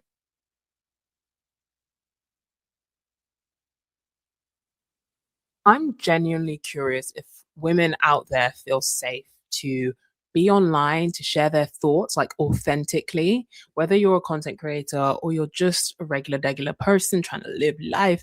Do you share your real thoughts online?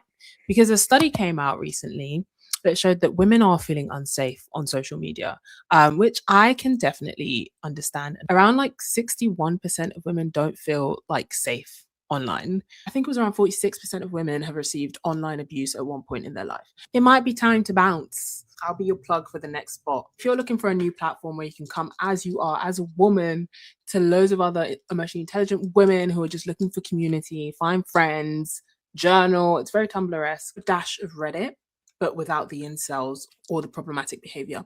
Check out Communia. You can journal, you can find friends, you can ask advice, you can just come as you are. It's very, very intentional space. So if you're looking for that, try Communia. I'm genuinely curious if women out there feel safe to be online, to share their thoughts authentically, whether you're a content creator or you're just a regular person trying to live life. Do you share your real thoughts online? Because a study came out recently that showed that women are feeling unsafe on social media, which I can definitely understand. Around 61% of women don't feel safe online. I think it was around 46% of women have received online abuse at one point in their life. It might be time to bounce. I'll be your plug for the next spot. If you're looking for a new platform where you can come as you are, as a woman, to loads of other emotionally intelligent women who are just looking for community, find friends, journal. It's very Tumblr-esque, a dash of Reddit, but without the incels or the problematic behavior. Check out Communia. You can journal, you can find friends, you can ask advice, you can just come as you are. It's very, very intentional space. So if you're looking for that, try Communia. Okay, guys, this is the rough part.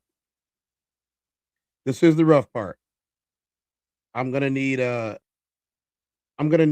dash of I'm gonna need a dash of opinions here.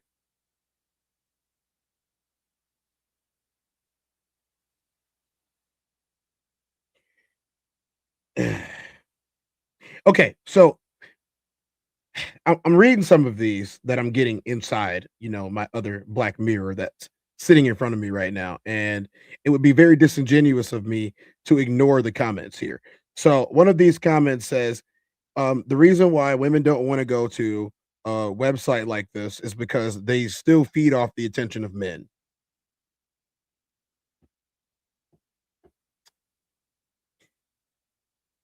Well, you guys are in the comments section. Y'all can fight it out about that. You know what I mean?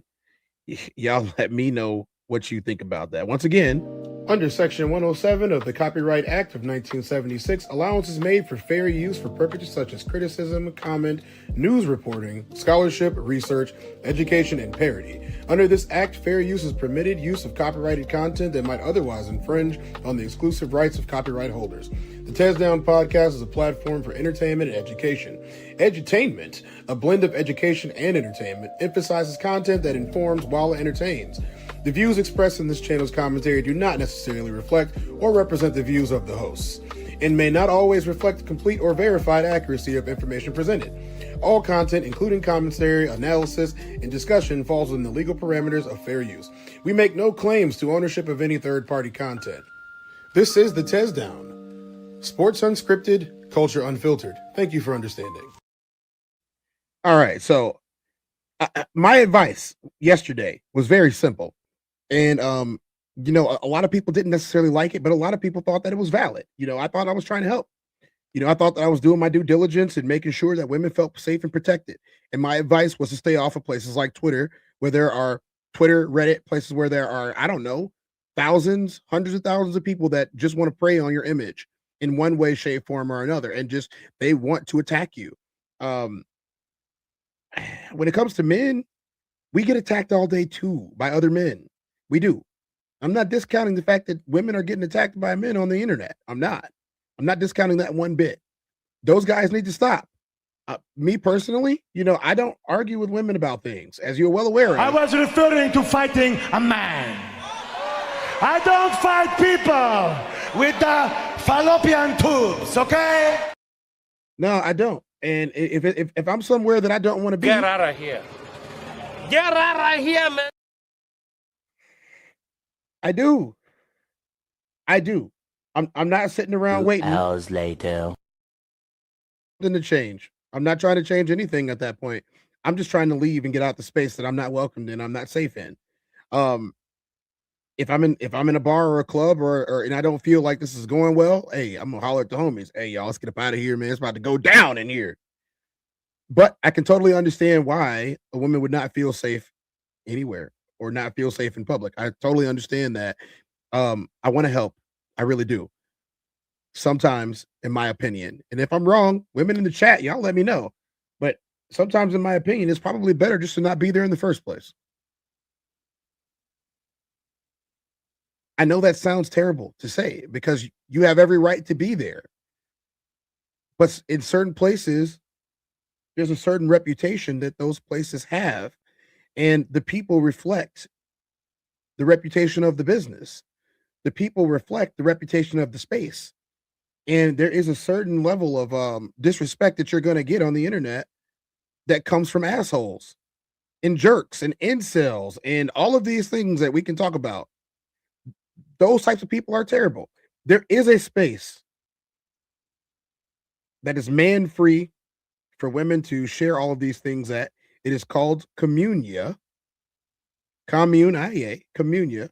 I would recommend a lot of women, in my opinion, I'm trying to help. I'd recommend that you Take a look at it. At least give it a shot. I'm not saying you have to leave all your social media behind and go there. I'm just saying give it a shot. You might find that it is a more conducive place for you to share the type of things that you want to share that you're proud of without having some greasy fingered, incel drooling all over your pictures online. I also recommend making your profiles private. Women, make your profiles private. Men, make your profiles private. Make your profiles private. People should not need to know everything about you.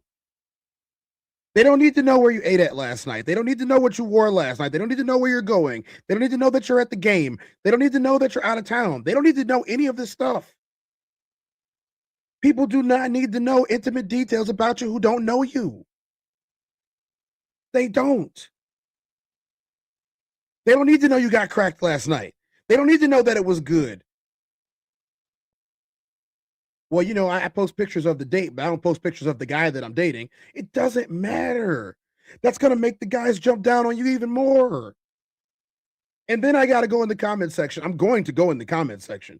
And then they're going to be like, oh, well, dang, he took you on a nice date. You couldn't even post his face.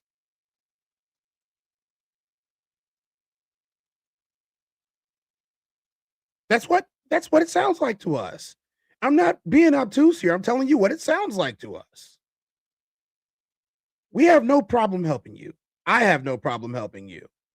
But you have to also help yourself. Please do not put yourself in danger just so I will save you. There's a video that I want to show. Let's see if I can find it. And this is what I'm talking about. I'm not talking about you simply existing. I am talking about people who put themselves in danger just so someone else will save them. I'm not saying that happens to everybody. I'm just saying that it's a thing and that it's happened.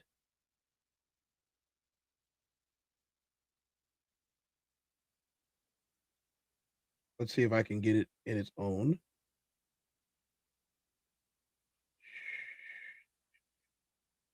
Nope. Let's see if I can get it by itself. Let's try to do that.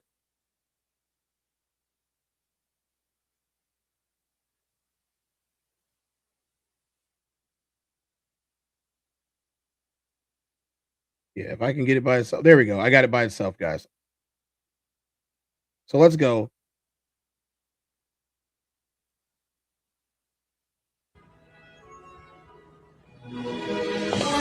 Mary Jane! Why did you do that? To prove to myself that you'll always be there for me when it really counts. You will. Mary One more Jane, time. Will you marry me? Mary Jane! Why did you do that? To prove to myself that you'll always be there for me when it really counts. You will. Okay, so now I understand that that's a little bit, outside the norm of what most people would do. I guarantee you that most of you wouldn't jump off a building to have someone prove to you that they care about you and that they'll always be there for you. I'm pretty sure that's not the case. But the point that I'm trying to make with this is, if you're going to an extreme to get the attention that you want from the person that you want it from, you might have a bad result. And the bad result might be he might have missed. He might have missed. It's also disingenuous to be like, what have you done for me lately? I'm just asking the questions. I don't know. So let's hit the comment section. Roxy said, how about never post any location? Be aware of your background and your pictures along with smaller businesses or local team or school logos and mascots. Digital data is more than just what you can view. The classic code says, all these adjustments just so these 304s can overshare in peace is crazy. Classic said, how about you take heed to the environment around you and make the necessary and appropriate adult adjustments. Roxy said, facts, you're not wrong. She just might need to hear more than just stay away or off of there. Women want more of the why answer to understand the what reason better. Okay, I want to address this part. She said women need more of the why answered to understand the what reason better. Can you expound on that? I don't want to put words in your mouth, and I don't want to take it the wrong way or negatively and not, not be, forward coming here or, forward thinking. As far as the adjustments go, I do think that there is an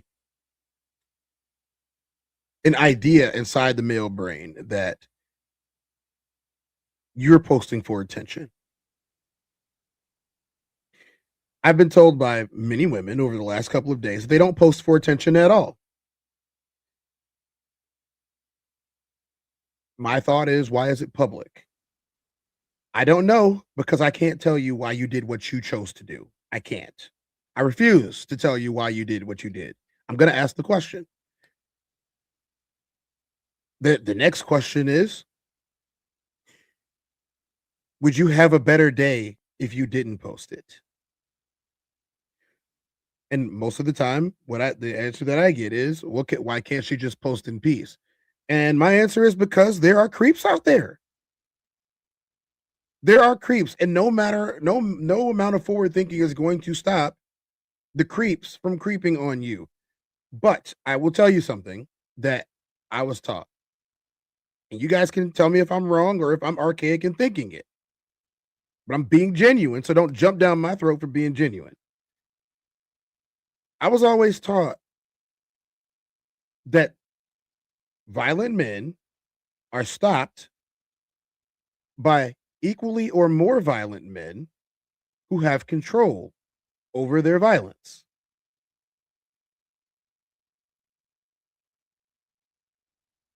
Think about that for a second. If there's a guy who is extremely violent, he's going to do some extremely violent stuff to you or anyone else. The best thing to have around you is a controlled guy who possesses the capacity for an equal measure or more violence. Well, why does violence have to exist? I don't know. I didn't create this place that we live. All I know is that it's always existed, and usually the violent prevail, whether they are righteously violent or nefariously violent. I would prefer to be a righteously violent person than a nefariously violent person, because the nefariously violent people exist. The bad people exist. The jerks exist. The PDF files exist. The grapists exist. The touchers exist. I want to protect you guys, so I go to the gym. I want to protect you guys, so I take training. I want to protect you guys, so I read up on the news and what's going on in areas. When one of my friends is going to buy a house, they'll message me or they'll call me and they'll say, Cortez, what do you know about this neighborhood? And I say, well, lady, let me help you. I'll search the neighborhood. I'll Google it. I'll look at the schools, the surrounding systems that are there. I even look up if they have certain types of stores where problems seem to frequent. Do they have a Waffle House near? Do they have a Dollar General near? So on and so forth. Where's the nearest Walmart? You probably don't want to buy one that's on a street corner or an open street or a main street or any of those things where they don't have the right amount of infrastructure to keep you safe, especially if you're living alone or if you're living alone with your children as a single mother. So my question is, why the pushback? Well, you don't want anybody to tell you what to do. I don't want to tell you what to do. I really don't. I don't think that I own any of you. And if I don't own you, then I don't want to tell you what to do. I can only suggest from my perspective what I think is going to help you. And stand up for you when you can't stand up for yourself. Or when you standing up for yourself isn't as effective as me standing up for you. I'll tell a creep to stop being a creep. I'll tell a ninja to keep his hands to himself. And then if I got to put him down, I'll put him down. But you have to help me too. You have to help me too. You have a right to do and say whatever you want to do and say. You don't have a right to avoid the consequences of such. I worked in some spaces for a really long time. And in those spaces, we had certain people in those spaces that weren't necessarily looking out for the people that were there. I wasn't one of those people that didn't look out for the people that were there. I wasn't. I was one of those people that decided that I'm going to take a stand and I'm going to make sure every time that somebody leaves out of here, if it's a woman that's going to her car, I'm going to make sure that I walk outside and I'm going to make sure she gets to her car safely, especially at 4:00 in the morning. When the bartenders leave, I'm going to walk the bartenders to their car. I don't even like them. I don't even like them. Let me be honest. I did not even like most of the bartenders that I worked with. But I walked them to their cars to make sure that they were safe and to provide a little bit more protection for them, because yes, they still might get attacked and I might get attacked too. But my presence should be a deterrent for all bullshit that people are trying to pull on you. My advice, ladies, even if you're not into men, get you a good male friend that you can trust. Stop looking at all of us with the lens of we're all just trying to use you, because we're not. Some of us just want to see y'all be safe. Get you a good male friend that you can trust and rely on. It is good having a good male friend, a big, strong male friend that can protect you. I'm not telling you not to go to Krav Maga. I'm not telling you that go to Krav Maga is definitely going to help you out. I'm not telling you to not hit the gym. Going to hit the gym is definitely going to help you out. I'm not telling you to take self-defense class or not to take self-defense class. Just take them. Get yourself some pepper spray for your keychain. They sell them everywhere now. Get yourself a nice little poker so that if you do need a little extra oomph. But that's in public. In public, you have a little bit more ways to protect yourself. In private, on the internet, they got all these fake profiles. There's more Facebook accounts than people on planet Earth. Weird, right? And some of those people on there are going to get on there and say and do weird stuff to you. And it's disgusting. I don't like it. I don't like seeing it. That's why I stay off of these websites. For the most part, I'm off Facebook. For the most part, I'm not on Twitter at all. I wouldn't even open it up yesterday on the stream because I didn't want to see it.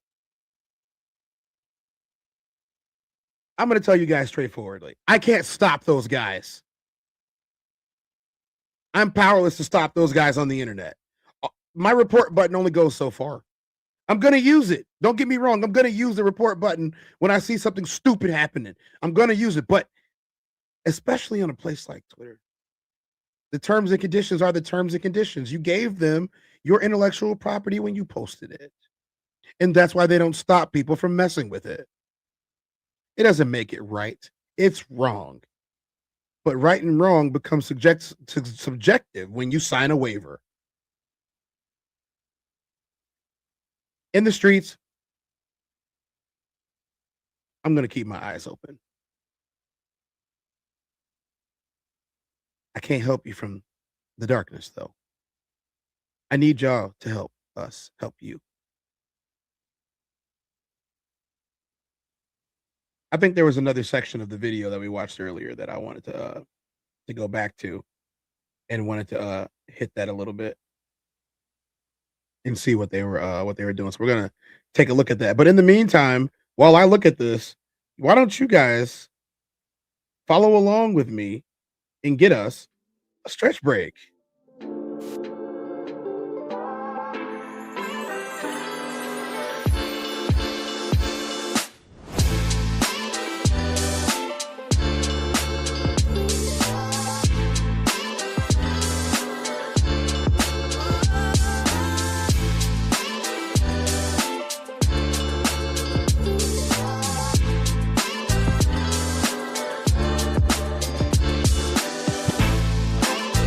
That right over left, yo.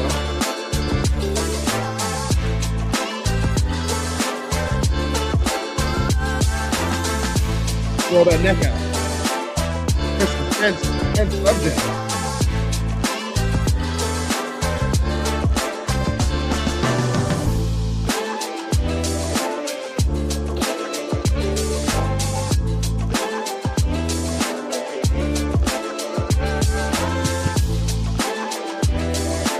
Other side.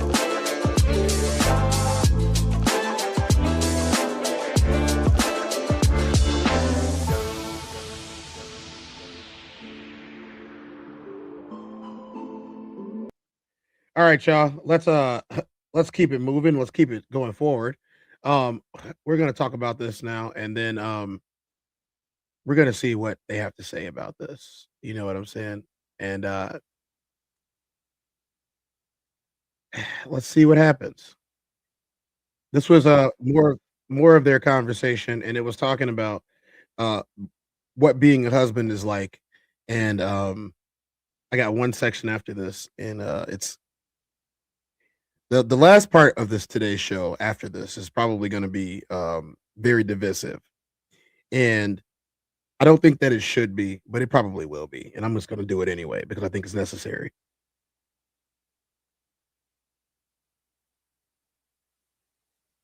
Husband material.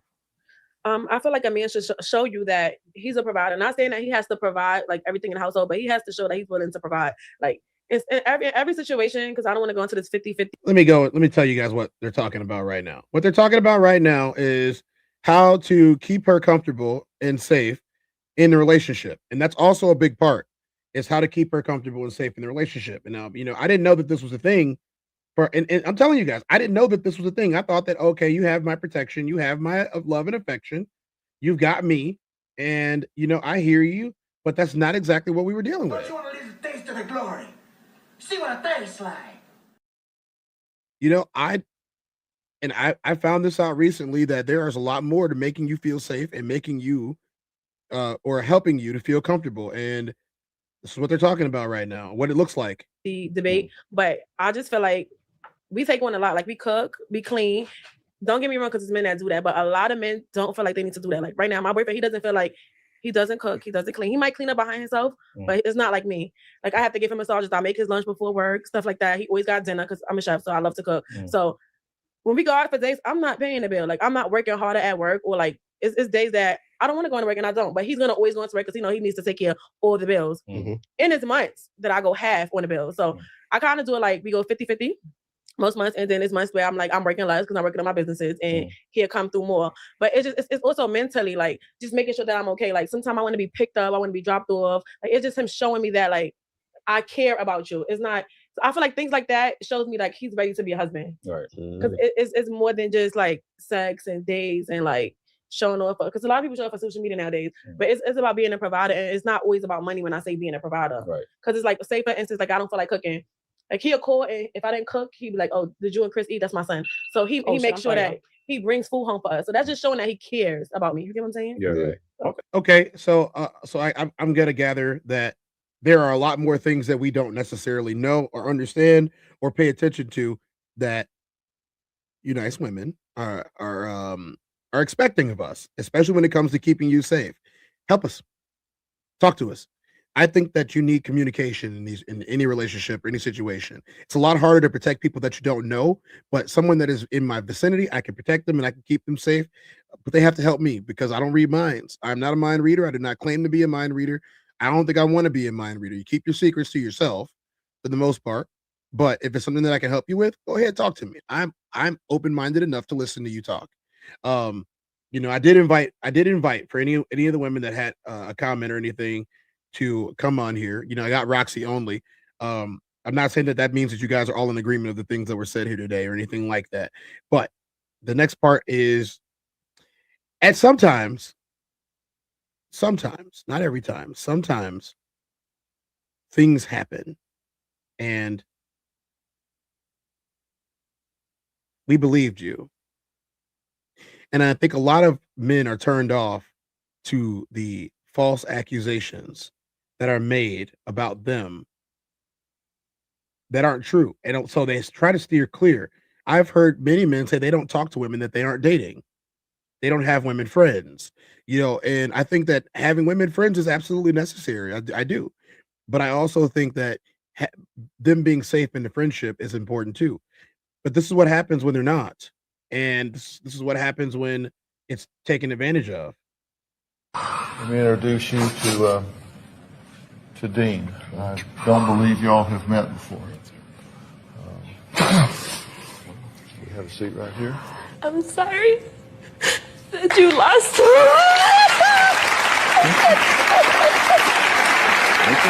I'm sorry. I didn't mean to hurt you. I just wanted to tell the truth. I'm so sorry.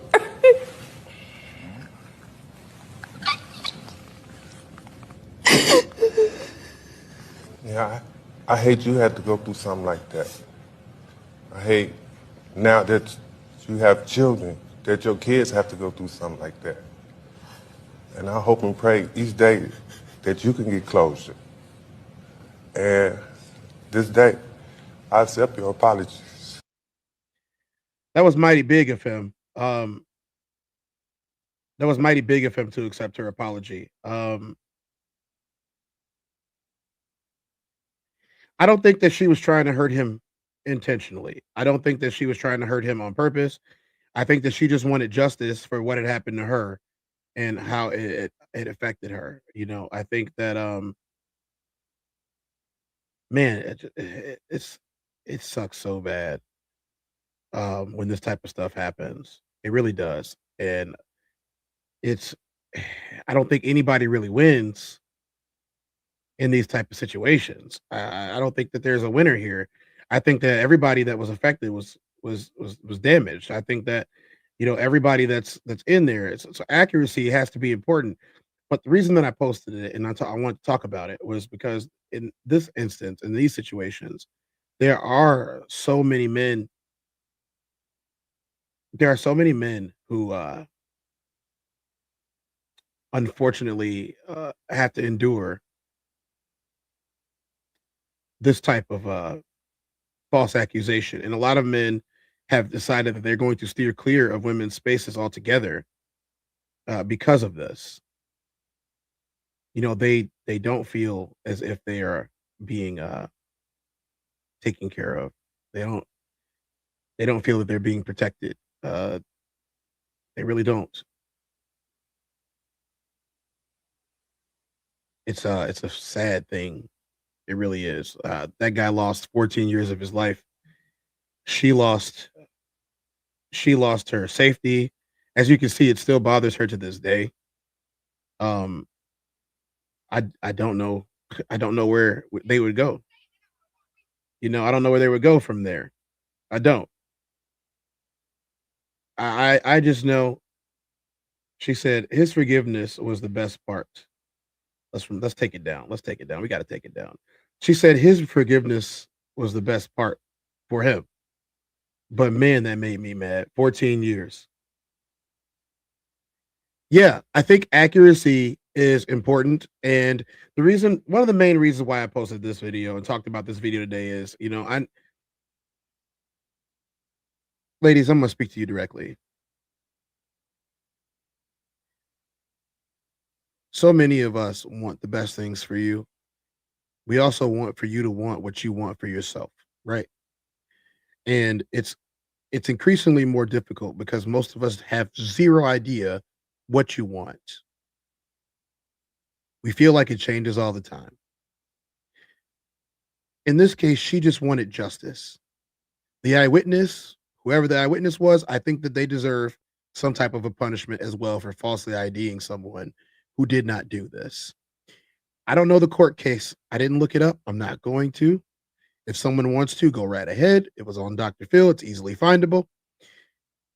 But a lot of men stay out of situations because they are afraid of this happening to them. Do you think that they are being cowards because they don't want to have anything to do with these situations?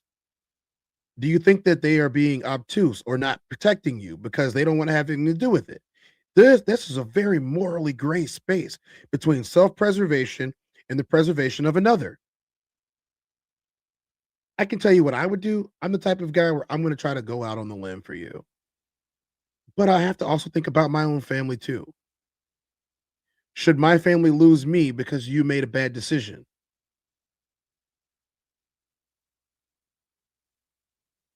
This is such a hard spot to be in, guys. I'm offering and extending you guys grace. All I'm asking is that you give it back. I'm just a man. I'm just a man, and I'm trying my best out here.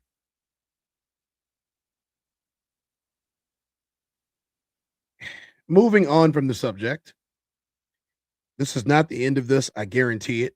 But moving on from the subject, my only disclaimer, my only statement that I'm going to make about this is I want to see women protected. I want to see women safe. I hate that you guys can't go outside and feel safe. I hate that you can't be on the internet and feel safe. I hate that you can't do anything in today's society without feeling safe. The unfortunate problem that I have today is I don't know how to protect you in the way that you want to be protected. Just tell us. It's that much easier. Just tell us. I only got Roxy commented about this today. All the women that watch my show, and only Roxy came up and talked to me about this. Help me help you. That's my plea. It's Black History Month. Yes, it is. It's Black History Month. We only have a couple of days left in Black History Month. And I want to remind you of what happens when people start thinking too much and talking too much without knowing what they're talking about.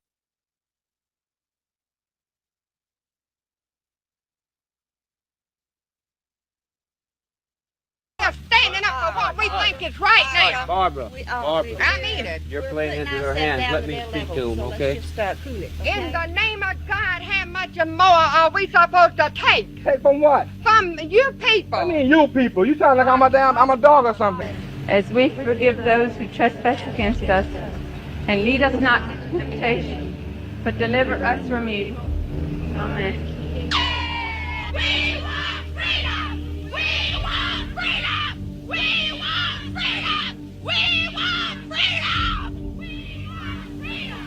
We want freedom! We want freedom!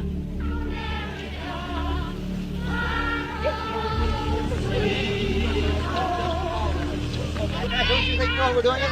No! We need our rights. They want our rights. They're not going to give it to us. Save our schools. And they don't have enough gumption to turn around and tell that Supreme Court to rule on the laws of the land rather than to mess with our children and ruin our education and put our country down. You kidding me? Now, there were appointed officials, and we'll impeach every one of them if we have to get this country back where it belongs. Maybe by the time somebody do something, now, all of a sudden, the tide is turning a little bit. You see how things feel now. You all come upset, huh? You're all upset. Say somebody taking your rights away. We want no trouble. We don't condemn these black people. They are human beings.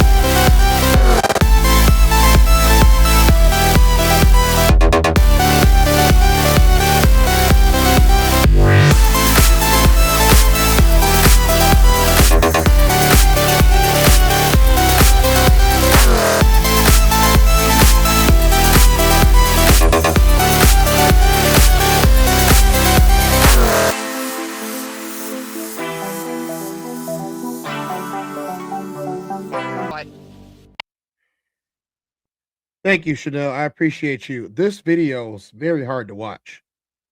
It wasn't hard to watch because it's not anything that we haven't experienced before.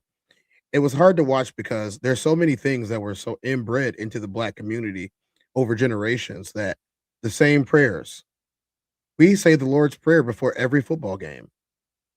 The guys get in a circle together, they say the prayer, and then they get the game going. The guy after the game, both teams get together. Even in the NFL today, both teams get together in the middle of the field.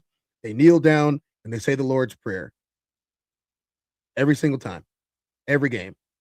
There's not a game that goes by that we don't. And she's saying that she prays to God to silence us. The same God that so many people pray to, she's praying to. So the question becomes, does the same God become a respecter of persons based on their color? This isn't a biblical question. This isn't any of that. This is not religious. This is an ethics question here. For so many years, we have fought as brown people in this country to be seen as human beings.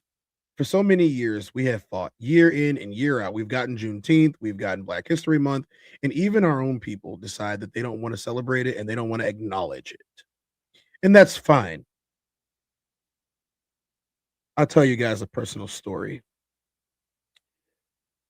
This video was relevant to me because my daughter did a video on a relative of ours. That relative's name, well, my daughter didn't do a video. She did a class presentation on a relative of ours. The relative is Ruby Bridges, and Ruby Bridges' story needs to be told way more often. You guys didn't know. You guys didn't know, and it's good that you guys didn't know. But Ruby Bridges was a relative of my family's on my mother's side, and Ruby Bridges was the documented and reported first little Black girl to be integrated into the public school system in the United States, and they fought against it tooth and nail. I am going to give you guys a video about not a video about Ruby Bridges, but it'll be short, and we'll watch it really quick because I think that it's very relevant in today's society, and I'm gonna give you my take on it. I'll give you my take on it. It's going to be a short one, but I'm going to give it to you.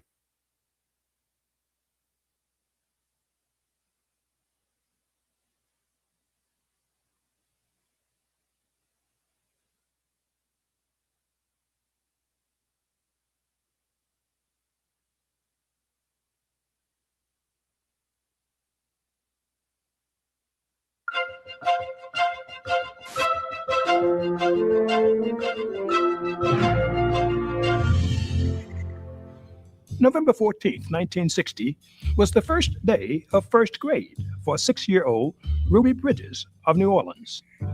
That was also a memorable date in American history. It was the first day of court-ordered desegregation of the New Orleans public school system. Back in 1954, the Supreme Court declared the racial segregation of public schools unconstitutional. More than a year later, some African-American parents in New Orleans sued the school board for failure to comply with the court's ruling. Finally, after almost 5 years of legal wrangling, a federal order was issued, demanding the gradual desegregation of New Orleans schools, beginning with the first grade. So, in November 1960, Ruby was one of only 4 Black students starting first grade at the previously all-white schools. Ruby attended William Frantz Elementary. The other 3 went to another school. Federal marshals escorted Ruby past a rioting white mob into the building. All of the teachers except one refused to teach while a Black child was enrolled. And within that first week of classes, nearly all of the white students in the schools had withdrawn. In Ruby's class, she and the teacher were the only 2, and it stayed that way for the rest of the school year. Despite the continued threats and retaliation against her family, Ruby remained at Frantz Elementary, and in 1961, she advanced to the 2nd grade.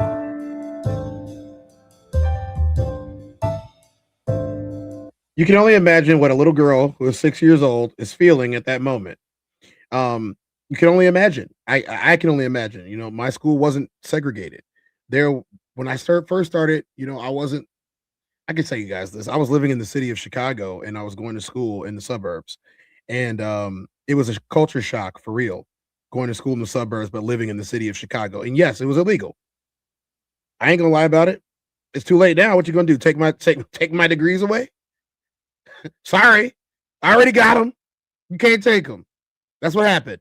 I wasn't living in the town. I was living in the city, and I was going to go to those suburb schools because those suburban schools had a much better education score than the city schools did at the time. They probably still do, to be honest. And there's a lot of benefits that I got from going to school in the suburbs. You know, it was different than my parents having to afford private schooling in the city. You know, being the oldest of 7 kids. You know, it was much different, but I'm telling you, I got a good education, and yeah, there wasn't as many of me out there at the time when I started, But over time, more people came out there, and it was a nice little melting pot in the area that I lived in. It's a nice place to live, which is exactly what the slogan of the town was. You know, sometimes our opinions about other people are wrong, and sometimes our opinions about other people are rooted in doctrine that we've been given that isn't true. Sometimes our opinions of ourselves are rooted in doctrine that's been given that wasn't true. I ask everyone today to take your power back. Take your power back. Stop giving people power over you every single day. Stop letting someone who made a rude comment about you ruin your day. Who cares what they think? I don't. I don't care what they think about me. I don't care what they say about me. I'm going to do me today, tomorrow, tonight, next week, the week after that, the week after that, and the week after that. I'm going to do me. I'm going to do anything I want, when I want, and how many times. I may take some flack for that. I may. But I'd rather take flack for doing what I think is right and believing in myself and not letting anybody affect me than anything other than that. So, today's show was rough, guys. I ain't gonna lie. It's probably one of the roughest shows and hardest shows to do that I've ever had. And I challenged myself to do this show today to show that I do care about women's issues. I do care about you guys feeling safe, because I'm a firm believer that there's nothing better on planet Earth that the Creator created than a woman. My plea remains the same. I can do only so much to help you. But if you feel as if you don't have enough help, help me help you. Have a conversation with me. Have dialogue with me. Give me points as to why you believe what you believe. Our brain chemistry is obviously different. Between men and women, our brain chemistry is obviously different. I don't think anyone can point at the both of us and say that they're not. But if there's something that you want in this liberated world that we live in today, you got to talk to me. You got to talk to those other guys. Talk to your guy friends. Don't treat your guy friends like the help, as I've seen. Stop letting simps take advantage. Stop taking advantage of simps. A lot of ways that and that's advice that I'm giving. I'm giving unsolicited advice right now. Ladies, stop taking advantage of simps. If you don't like them, let them go. Let them go find their forever home. Don't draw them in and use them even though you don't like them. Those men, 90% of the men in your life, women, they like you or they're in love with you. Some of it is healthy, some of it is not healthy at all. Why can't we just have friends? I'm gonna tell you, they're not made that way. They're not made to be your friends. They're made to be your lover and your protector. That's the truth. Most of them wanted to get married when they were 16 years old. That's how they're built. You can't change biology. You can't. You can't change biology. You can't alter physics. You can't do any of those things. You can adjust how you approach situations. That's what I'm doing right now by talking to you, is adjusting how I'm approaching the situation. You say you want help. I say I want to help. You show me how, because my way obviously isn't working for you. Might work fine for me. It's not working for you. Help me help you. Hopefully the next time we have this conversation, I have a little bit more participation. Or you guys can check in with the panel that's going to be happening soon called the Queen's Codes. The Queen's Codes is a place where all of the women that come on to the Queen's Codes on the Classic Codes channel are allowed to say whatever they want, whenever they want, and how many times. Classic keeps it to a minimum. He's just a moderator. He doesn't cut you off, only stops you when it's absolutely necessary, as a moderator should. And you can get out all of your feelings and all the things that you want. If you guys want to be a part of the women's panel where you have all the women talking, there's other women that you can talk to, please send a email. I believe it's, let me get the right email so I don't make a mistake.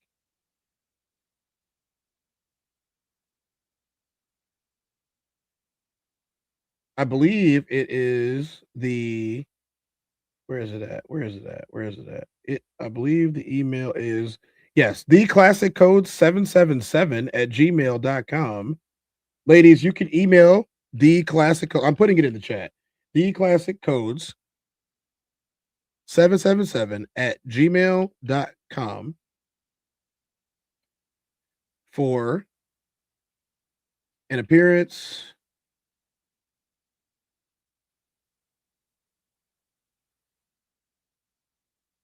for the Queen Codes show. There you go. We put it up there right there. That is the classic codes 777@gmail.com for the Queen Codes show. Ladies, you can email that email. YouTube's tripping right now. It keeps thinking that my comments are spam. I tried to put this up on there from my show, and YouTube is just not going right now. So I had to use my Twitch to do it. But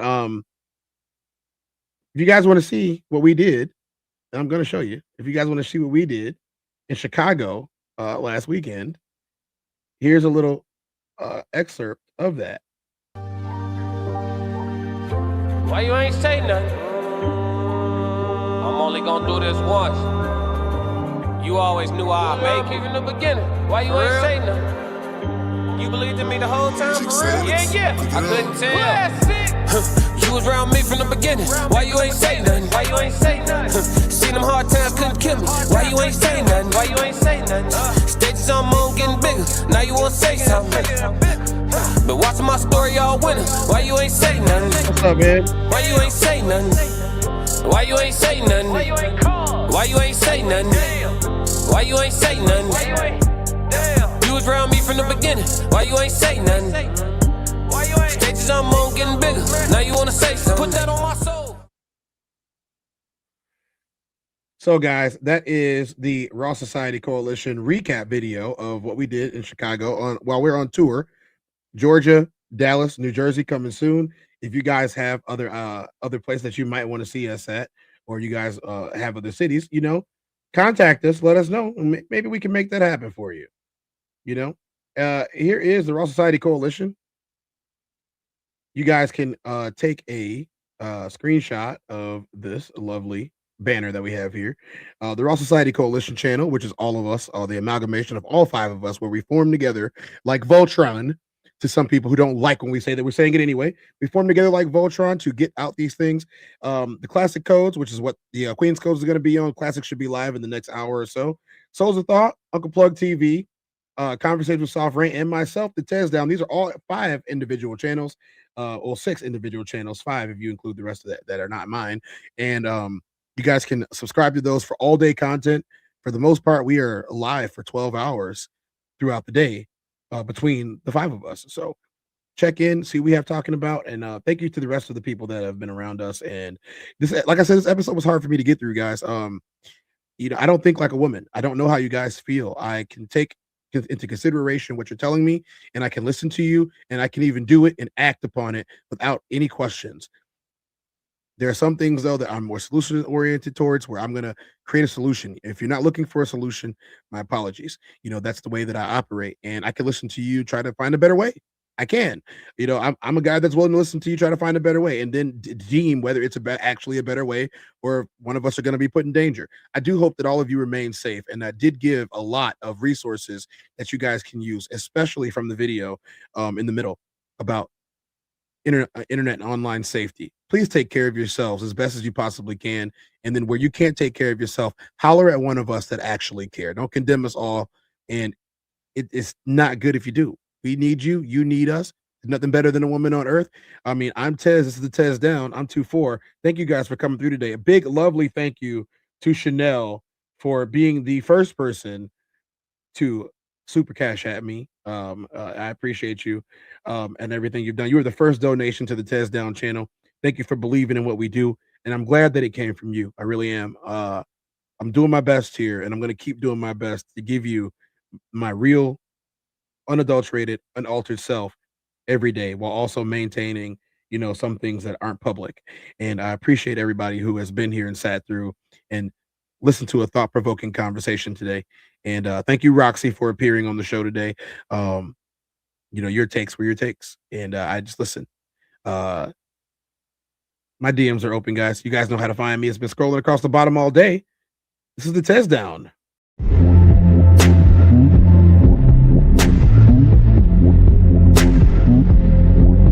I'm the Tez.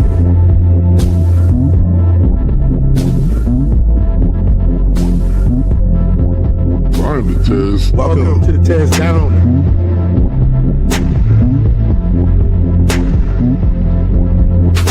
welcome. Finally, Tez.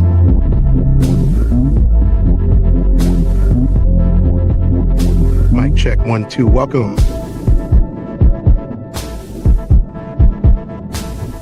Welcome to the TezDown. Party time.